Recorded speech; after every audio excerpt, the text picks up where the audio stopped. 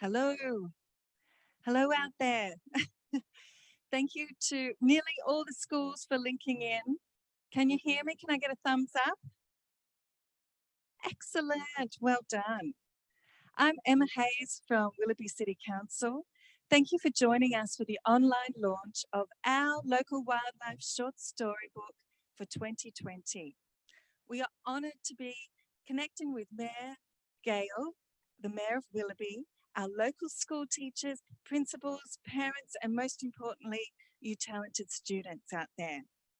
On behalf of Willoughby Council, I wish to acknowledge the traditional inhabitants of the land on which we stand, the Camaragal people, their spirits and ancestors. Now, Willoughby's bushland has been really busy this year. Many more people have been bushwalking and discovering the natural beauty of the area. We are so impressed and thankful that our young Willoughby students have worked hard to create a wonderful new storybook that encourages people to think about the other users of our bushland, the wildlife. Now, we appreciate that many of you have time restrictions, so we're going to dive straight into showcasing this year's fabulous storybook and the talented students who contributed to it. We'll be cutting to each school briefly after we announce the authors and artists' names. So if you're suddenly on screen, give everyone a big wave. And if the switching from screen to screen and readers doesn't work that smoothly, please be patient. Now I'm going to hand you over to Mark Cotty, who I work with at Council, to announce all our authors and illustrators. So hello, my name is Mark, and I'll just start off by saying that we're going to whiz through the presentation so you can take your time. You've all got copies of the book and you can actually savor the details of each of the amazing artworks in your own time. But here we go, we're going to zoom right through it now. Okay, so look out for your work from the book as it appears on the screen. Let's start with the front cover artwork. This vibrant, eye-catching drawing of an Australian fur seal was considered perfect for the front cover. So congratulations to Darcy Little from Northbridge Public School.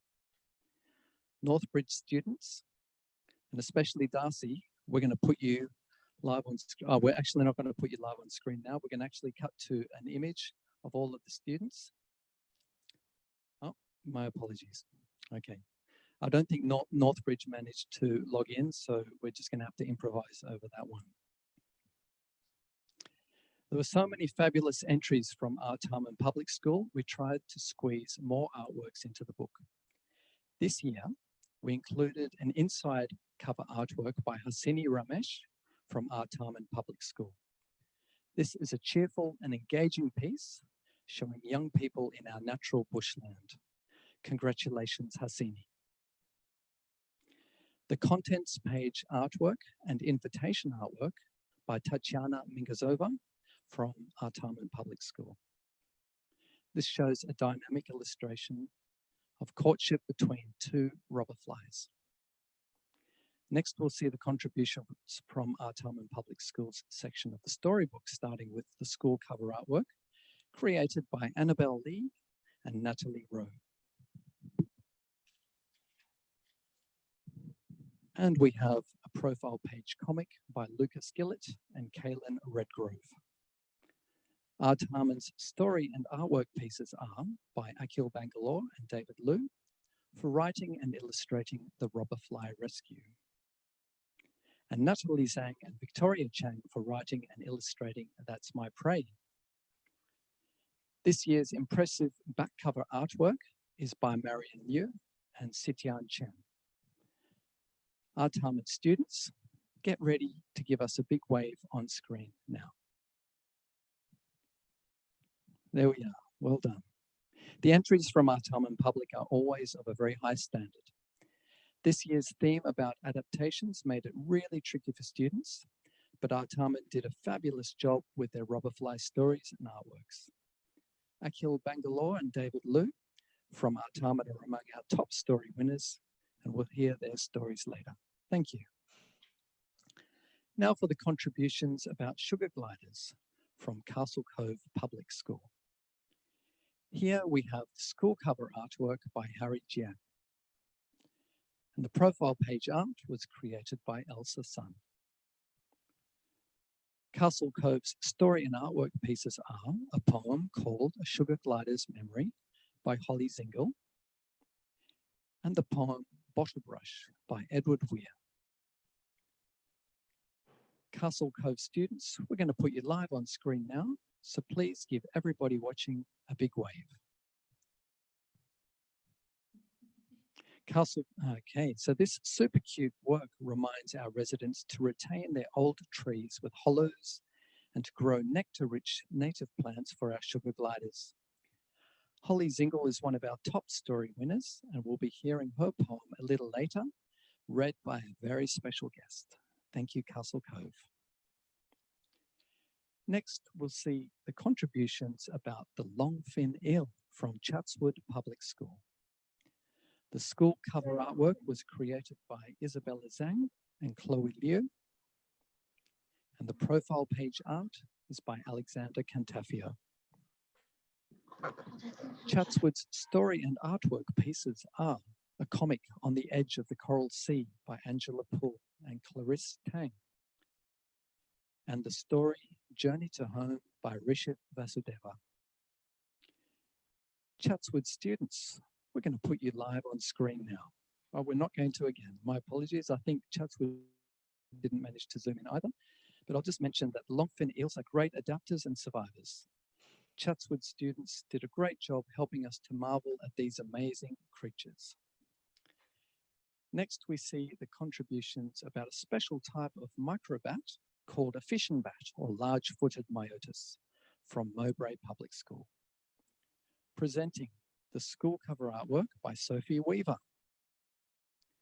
And the profile page art was created by Emi Shichinoe. Mowbray's story and artwork pieces are a story by Kaya Sample called Anna the Large-Footed Myotis, and The Problem by Victoria Campbell. Mowbray students, get ready. We're going to put you live on screen now. Give us a nice big wave, Mowbray, if you can hear us. You show great understanding about the vulnerability of microbats in our urban environment, especially as they struggle with issues like habitat clearing and light pollution. Victoria Campbell has written a very special poem. She'll be reading it for us later. Thank you to all the students at Mowbray. Now let's look at the contributions from Northbridge Public School about the Australian.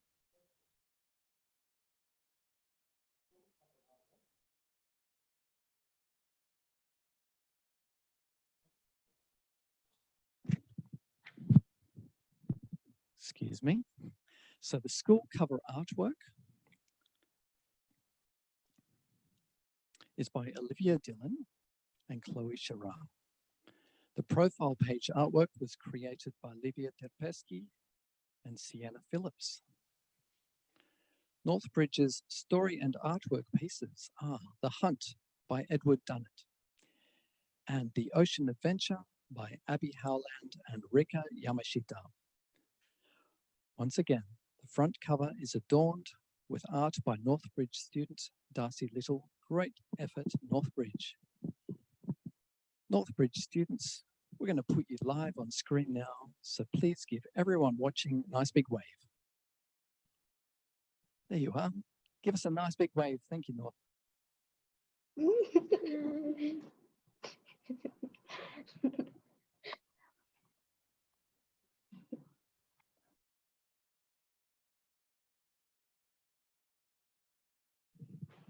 Okay. So you did a great job helping us to understand the challenges that Aussie fur seals manage to overcome. Thank you, Northbridge. Now, before we congratulate the remaining 5 schools, we're going to hear from Willoughby's lovely Mayor Gale.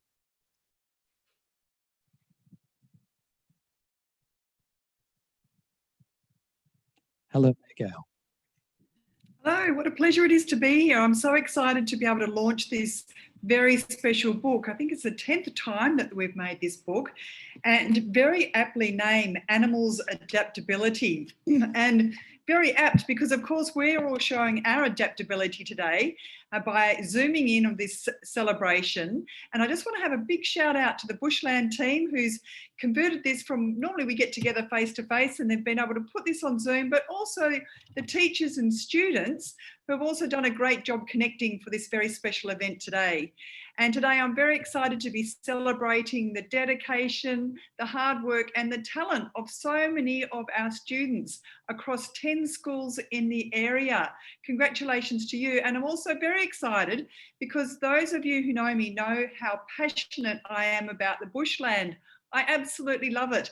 In fact, I go walking most days of the week in the bushland near my house, and I'm always looking out for little animals or bugs or plants. There's so much to see in the bushland, and you feel so good getting out in nature and the fresh air and the exercise. So I'm really pleased to see the way that you've all embraced our bushland and also been able to write so many interesting and exciting stories about it. But today I've got a very exciting story that I'm going to share with you. And I did read them all and I just thought they were all fantastic. It was very, very hard to select. And I'm glad that we pointed out Victoria Campbell's The Problem. I really enjoyed that one. That was a terrific one. But the one that I've selected to read today is called A Sugar Glider's Memory. And this is by Holly Zingle, and she's from Castle Cove Public School. So I'm going to share that with you now. And it says, when I was young, I foraged with my mother. We watched the bees fly and dance with one another. The sun has started rising and the winter was growing near. A bird nearby shrieked and my fur bristled with fear. I looked around for the bird that had made the warning sound, but my mother grabbed my fur and flew above the ground. Her arms were outstretched and I stretched mine out too. Over the next tree we glided as the owls flew. Over to the next tree we glided as the owls flew. I looked around with my giant black eyes. My mother nudged me into a hollow which would act as a disguise. I curled my tail around me and my body temperature dropped low. I closed my eyes, ready to sleep through the awaiting rain and snow. My little ears swiveled as I got ready for bed. My opposable toe was stretched forward and it bumped me in the head. I opened my eyes again and stared at my foot. I yawned with my mouth open wide, showing my bottom teeth. They're slightly hooked. I licked my mother's tail with my long pink tongue. She was sitting at the front of the hollow, which she overhung. She turned and crawled towards me and licked me back. We both groomed each other until my father leapt in, breaking a branch with a crack. My mother walked over to him and nudged his cheek. I called out to them with a small squeak. We curled up together and slept with no regret. These are the days I won't forget. Wasn't that just lovely? I absolutely love that beautiful story. So thank you, Holly, for that. And thank you to everyone that has put so much hard work and effort. And I'm sure you're going to enjoy this book just as much as I have. Thank you very much. Okay, thank you, Mayor Gale. It's always so lovely to have you part of our events. Next, we'll see the contributions from Our Lady of Dolores Catholic Primary School, who focused on the Laughing Kookaburra. First, the school cover artwork by Hannah Williams. And the profile page art was created by Elise Fong. Our Lady of Dolores story and artwork pieces are Olivia's Glorious Adventure by Sophia Stippo, and a poem called The Silent Kookaburra by Farid Sharma, with artwork by Tessa Ang. Please get ready to wave hello, students from Our Lady of Dolores. There you all are. It's great to see your faces. Well done.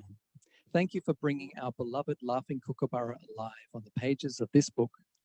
Well done, Our Lady of Dolores.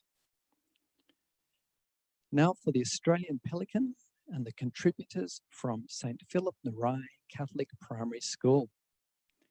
Here we have the school cover artwork by James Nicholas. And the profile page art was created by William Rusak.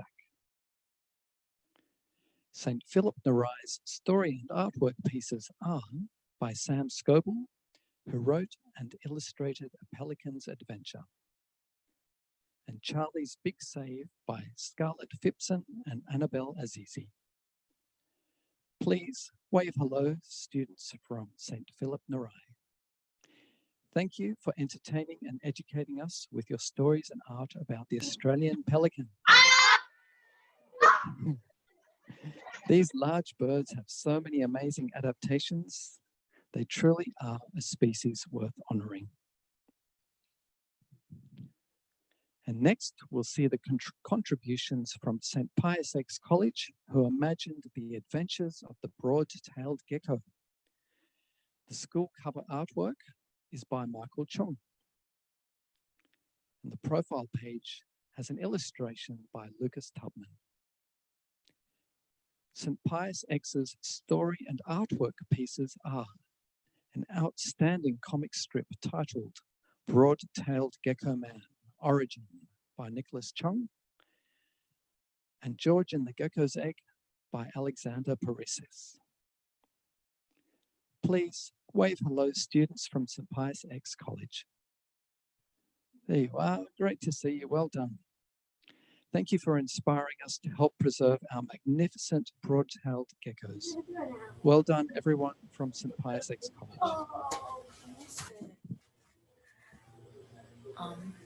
Next, let's see the published contributions from St. Thomas Catholic Primary School, who focused on the tawny frogmouth. The school cover artwork is by Bianca Crisanti. The profile page features a comic called Mega Tawny by Rose Tannock. St. Thomas's published story and artwork pieces are poems by Claudia Sidoti called Terrific Tawnies, and Mary the Tawny Frogmouth by Martha Sullivan. Please wave hello, students from St. Thomas Catholic Primary School. Tawny frogmouths often come back to the same spot to nest each year. Fluffy babies have been spotted in an area near Willoughby Leisure Centre over the last few years. Thank you, St. Thomas students, for teaching us about the tawny frogmouth. Last but definitely not least, let's congratulate the students from Willoughby Public School who studied the neon cuckoo bee. The school cover artwork is by Jared Wong.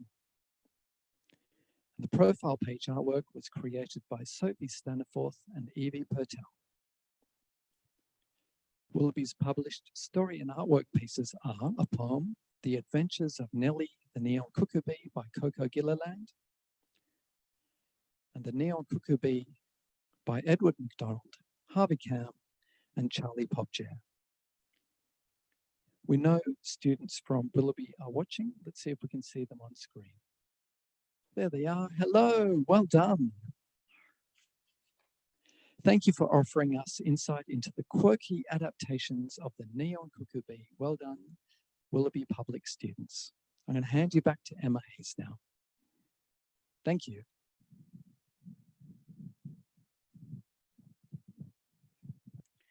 Thank you everyone for hanging in there while we zoomed through the storybook.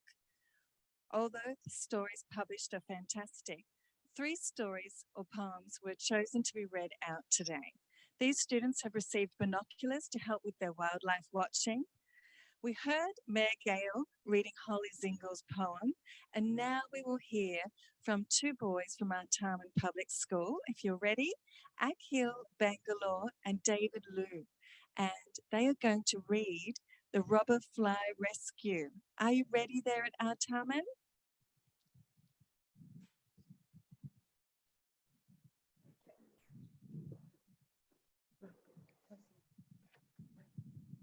Alvin trembled. Fear seeped through his body as he stared at the many-legged horror creeping towards him and his sleeping brother. The huntsman's spider was merely centimeters away from them. From the moment he saw it, Alvin was flooded with anxiety. He glanced at his brother, gently sleeping on the jade-colored eucalyptus leaf. The spider's fangs missed Alvin by a hair's width as he darted in an effort to emancipate himself from the terrifying situation. When faced with the true seriousness of the situation, Alvin began to question whether or not he should abandon his brother. Flying away was the first choice that came to Alvin's mind as he moved his large compound eyes to search for a refuge. He knew that if he left his brother, he might very likely never see him ever again. Alvin thought of searching for assistance, but by the time he found help, his brother would have been consumed. Alvin was filled with mounting dread. He had only one choice left: to fend for his family and attack the spider. There was no time to waste. The spider was now within reach of his brother. Without a second's hesitation, Alvin dived at the predator just as it was about to pounce. His long, spindly legs grasped the spider tightly before he terminated its struggles with a stab of his proboscis. When Alvin's parents came home, they were proud of him. Alvin was relieved that his brother was okay. He had managed to save his family and provide them with a celebration dinner. The end. Oh, thanks, boys. I really enjoyed reading that when we were judging all the stories, and was very impressed that you did save the brother in the book. And now we are going to cut to Mowbray Public School, if Mowbray's ready. And we're going to hear from Victoria Campbell. And I'm pretty sure it's about page 25 of the storybook. And she wrote a really beautiful poem. And if you're ready, I'll hand it over. As clouds begin to gather and rain begins to fall, we huddle together and watch as owls call. When we close our eyes, blinking out the light of day, we realize and remember all that's gone away. When night comes at last, we blink our tiny eyes. We wake up and fly away despite our tiny size. It matters not how big we are or how weak some may be. What seems to matter most are animals like you and me. But as people start polluting and ruining our world, we can run, we can hide, but eventually the truth's unfurled. As the skies begin to darken and the world begins to die, we must be prepared to finally say goodbye. Unless our kind can change and adapt in record time, we must be prepared to hear the final goodnight chime. We have abilities that may not be enough. Though we can fly and soar, the world is just too tough. We must use our powers, our flight and jets of air. We must use them to our advantage, or there may be nothing left to share. I hope to see the world again as it used to be, the forests, valleys and mountains, and the one big vast blue sea. Thank you, Victoria. It's such a sad but beautiful poem, and it reminds us all that our wildlife and unfortunately us humans too face great environmental challenges. Okay, so to finish, we're going to wrap it up. I'd like to thank our fabulous Mayor Gail and all the teachers for their hard work coordinating this, especially for getting on the Zoom. Parents and especially the students for their inspiring stories. And yes, this concludes the book launch. Thanks for getting on the Zoom. And the book will be available to borrow in all the local libraries and school libraries, and will be available to be purchased for $10 at Chatswood Library and the council customer service desk. Give yourselves a big clap, and thank you and goodbye.